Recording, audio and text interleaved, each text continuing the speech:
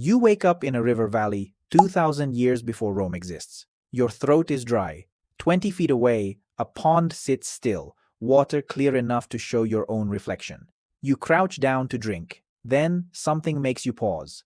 That water might carry roundworm eggs, cholera bacteria, parasites with names nobody has invented yet. For most of human history, a cup of water quietly killed more people than any predator ever could.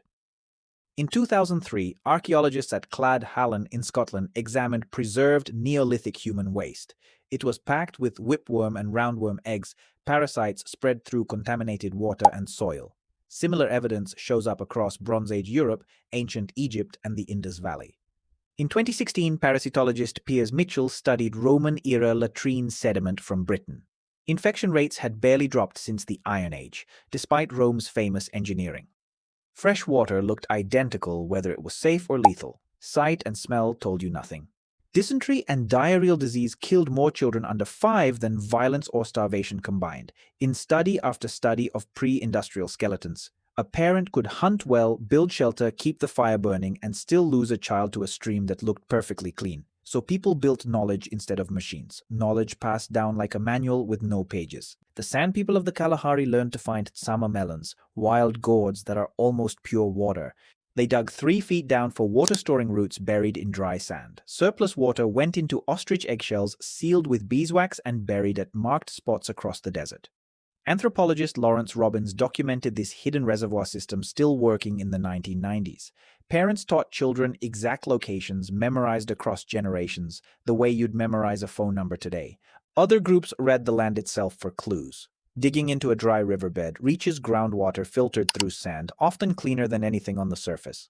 Animal tracks converging toward one point usually pointed to a spring or water hole. Communities across Africa learned to tap water stored inside baobab tree trunks. None of it needed a microscope. It needed decades of watching, failing, and remembering what worked.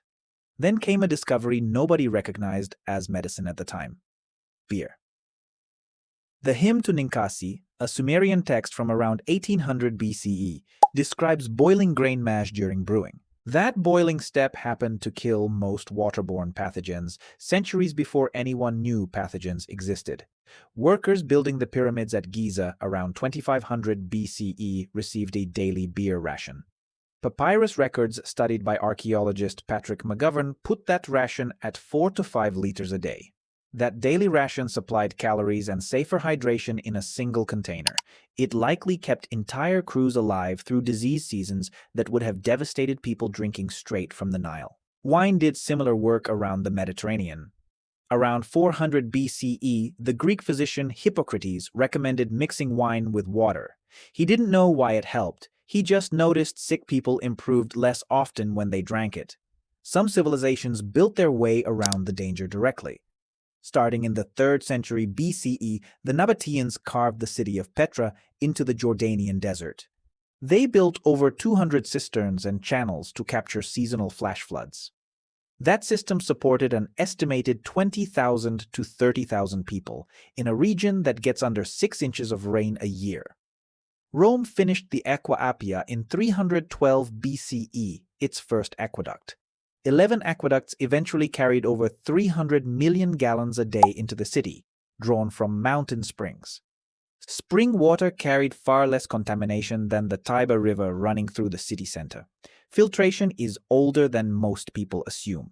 The Sushruta Samhita, an Indian medical text from roughly 2,000 years ago, instructs boiling water and filtering it through sand and gravel. It also recommends exposing water to sunlight inside copper vessels, a method modern research shows does reduce certain pathogens. Egypt's Ebers Papyrus, dated to around 1550 BCE, describes clarifying muddy water with crushed almonds.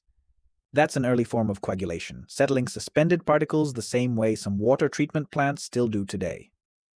Louis Pasteur wouldn't establish germ theory until the 1860s. Nobody boiling water in 1500 BCE understood why it worked. They noticed patterns instead. Villages that boiled or fermented their water lost fewer people. Groups that dug wells away from waste buried fewer children. That knowledge accumulated the same way fire and hunting knowledge did, through trial, death, and memory. And people kept dying from it anyway, for thousands of years after these solutions existed. Waterborne disease stayed a leading cause of death straight through the 19th century. In 1854, physician John Snow traced a London cholera outbreak to one contaminated pump on Broad Street. That was over 3,000 years after the Ebers Papyrus described clarifying water, and people still hadn't connected specific sources to specific illness. No single invention solved this. Dig here, not there. Boil this. Ferment that. Bury water in eggshells. Filter it through sand. Drink beer instead of the river. Each piece was incomplete on its own. Stacked together across tens of thousands of years, they kept a species alive while drinking one of the most dangerous substances on the planet, one generation at a time.